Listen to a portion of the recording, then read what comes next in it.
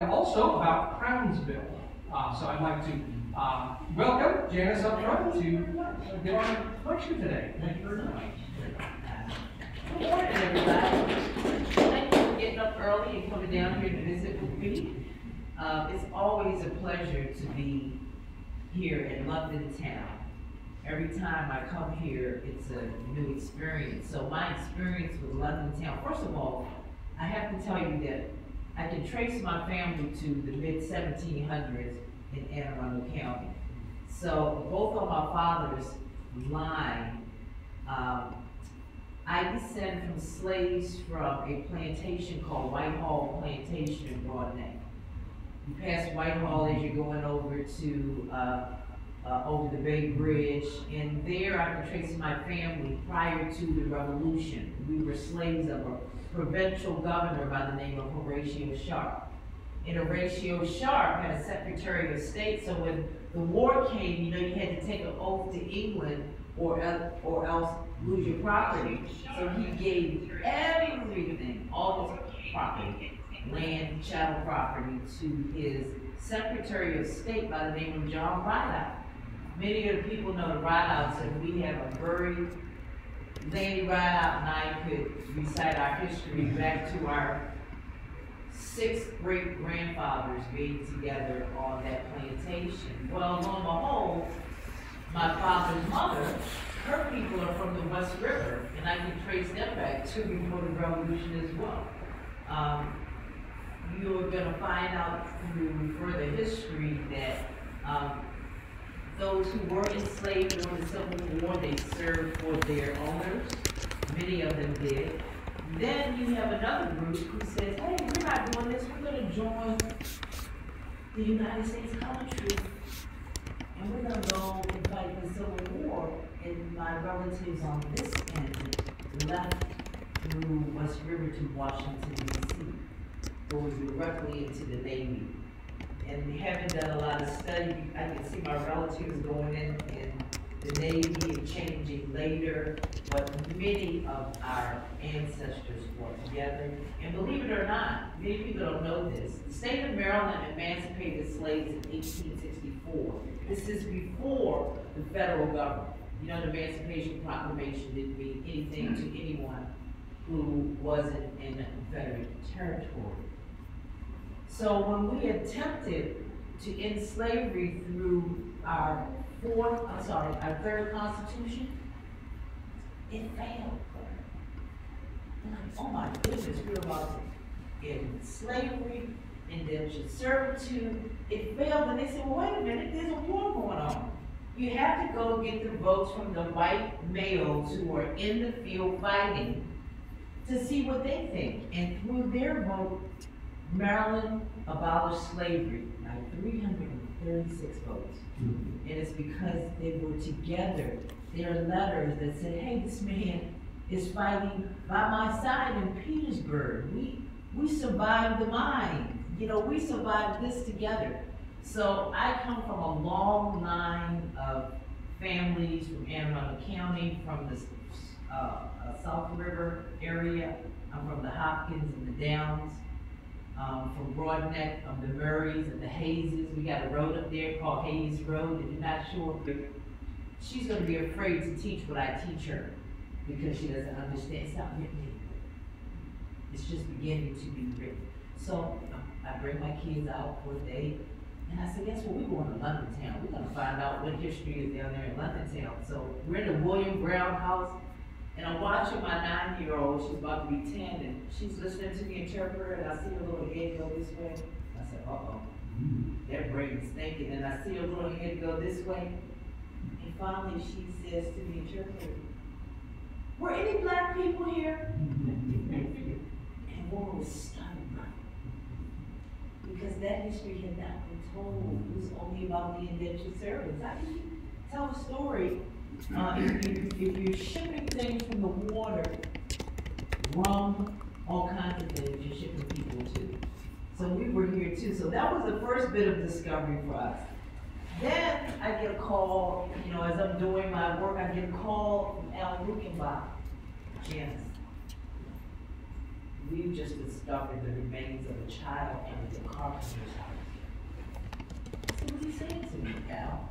He says, based on traditions of West Africa, that is a West African tradition to bury a baby who dies under the floorboards to be close to the family, to know that they're still loved. Adults know. So, he said, Al said, damn, we're going to do a reenactment. We're going to rebirth this child. You're going to do it. I'm like, really? So I do my research. And I try to talk to Africans, and guess what? They don't want anything to do with this. A body being moved from its burial place? They really wouldn't talk to me about talking to West Indians. My question was, well, how would this child, I always say she. They say he, I say she, we don't know. I said, how would she be buried? You know, what would be the custom traditions? Shells, Worcestershire. And I tell her, my daughter, you gotta be a part of this. If you go downstairs and you look at the exhibit, you'll see both of my children. My son is one that is holding the actual little coffin. My daughter is one of the people who were in the procession. And we had a moment that day. None of us remember the procession from the water to the carpenter's house. It was almost like we were in a trance-like state for a little child, for a child to come to you and say, Mommy, something just happened. What happened? I said, I don't know, but I felt it too. And I think what happened is that the stories are being told. So when we talk about African American history, and that's why this story is so important, we talk about all the stories that are forgotten that we're trying to lift up. So that 20 years ago, I was friends with Mark Leone, archaeologist with the University of Maryland. He's coming into Annapolis. You know, he's digging up everything. He's let me know that my people practice voodoo. I said, really? Is that how we control the slave owner with voodoo? And he said, absolutely yes. So under all these houses, we found the caches, the voodoo caches, you know, at the Bryce house. A cache has a north, south, east, west.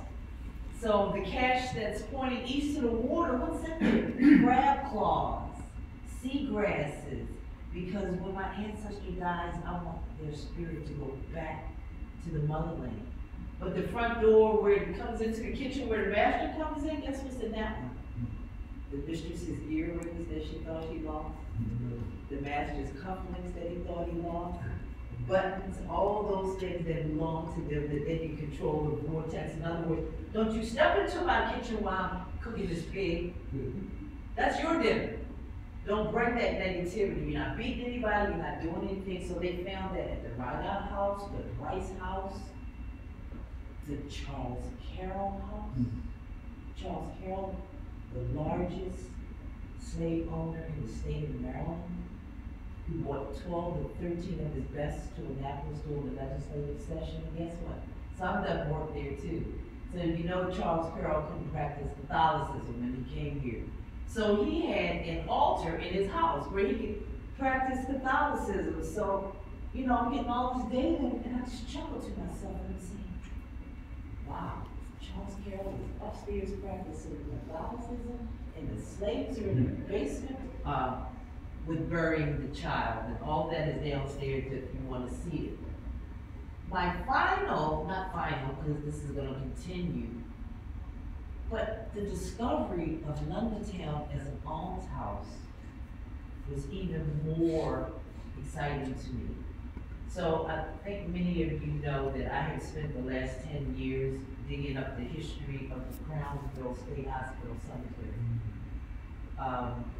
Some of you remember my uncle, the late George Phelps Sr. He is Anne Arundel County's first African American law enforcement officer. And he was a steward of African American cemeteries. So when we got a call from Crownsville that it was a cemetery, they were looking for my Uncle George, not me. And I'm like, Uncle George, I'm a college family cemetery. He said, slow down, you're talking too fast.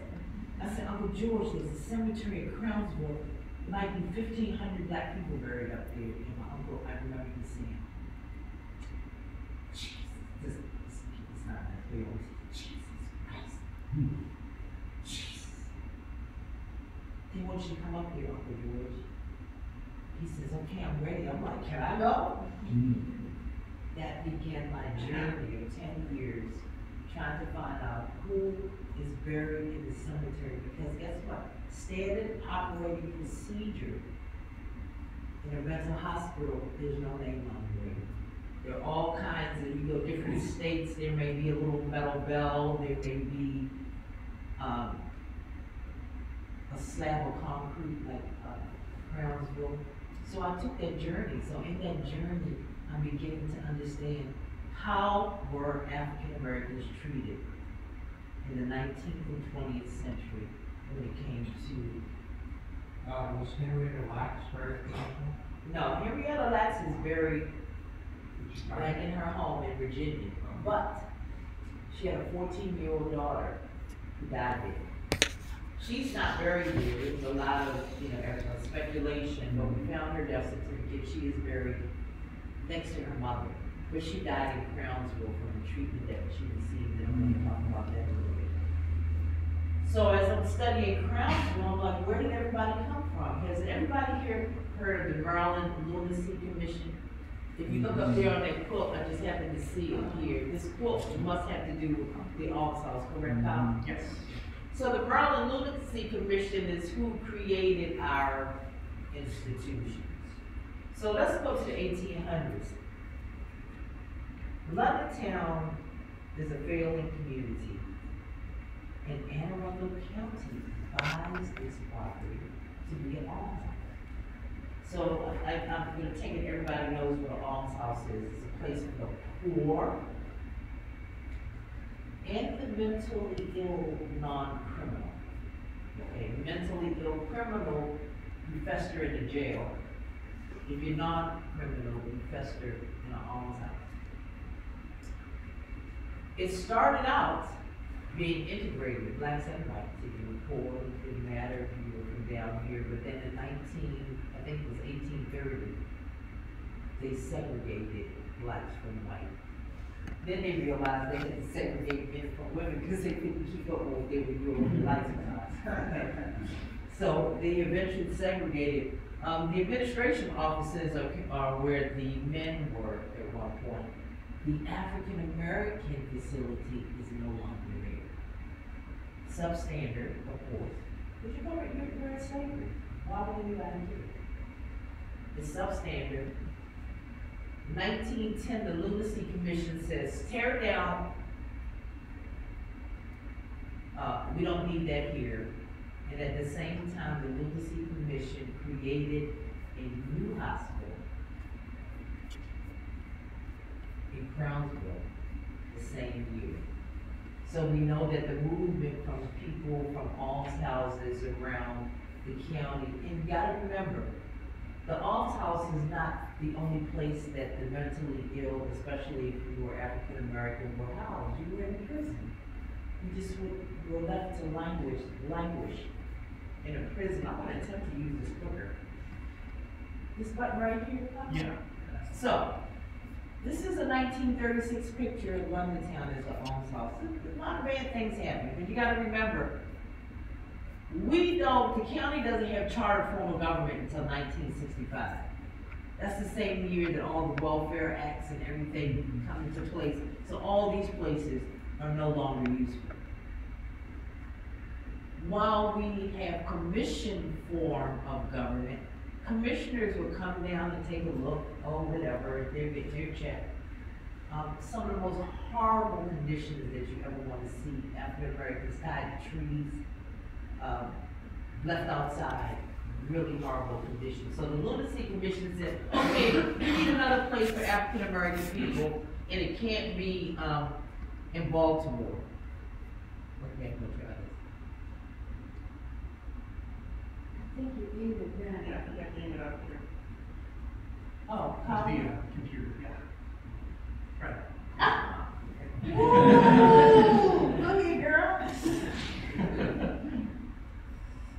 Just a list of some of the hospitals I want you all to see, because some of these names are